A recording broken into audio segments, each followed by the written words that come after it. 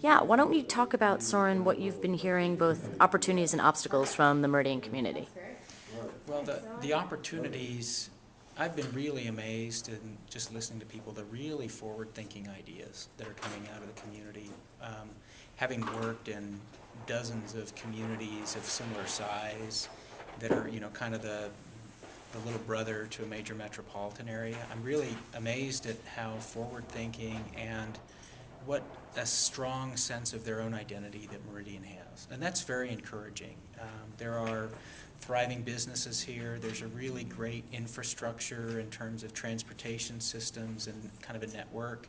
There's a few rough edges. Obviously, that's where we're focusing a lot of our attention. But the roots and just the framework that are here already are really, really good to work with. So I'm very encouraged by that.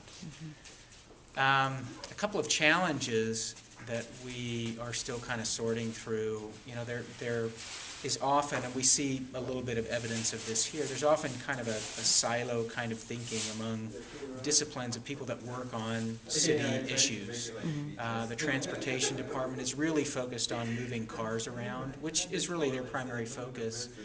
We're trying to bring a little bit of tempering of that with thoughts about, how do we integrate pedestrians and bicycles in an area that obviously has to move a lot of cars around. We're trying to get some of the thinking away, for example, of Meridian as it becomes a major thoroughfare. A lot of people have talked about it as a barrier, and barriers are not things that you want. And without changing anything about the traffic, we're trying to say, how do we turn the thinking of it being a barrier into it's a connection that extends the downtown into other parts of the community, and is a really important part of creating a destination. But somehow we have to break down this idea of Meridian Road being a barrier and begin to address the streetscape, the land uses, integrating complete street ideas, which already are part of how the highway department thinks about roads and transportation systems. But what does that look like on the ground, and how do we integrate all of those things together? There's been a lot of, still kind of the after effects of what I think was a fairly controversial decision about the realignment of Main Street and creating the crossovers to create kind of a couplet at the south end of the downtown. And we're still hearing a lot of people that want to convince us that it's being done the right way. Let's make it work. And some people that are still worried that when it's all done in the next few years, there's going to be some after effects that might put some businesses at risk.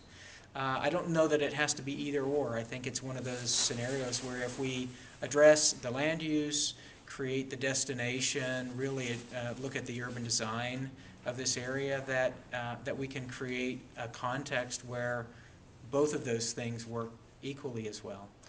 It doesn't have to be a negative, but we are looking at some very real transportation issues that have to be mitigated. And that decision's been made. We're not going to revisit that. But in the same respect, we want to take the decision that has been made and create a situation where the businesses that are concerned about their future will know that they're being listened to and responded to, and what we come up with will be supportive of their continued success.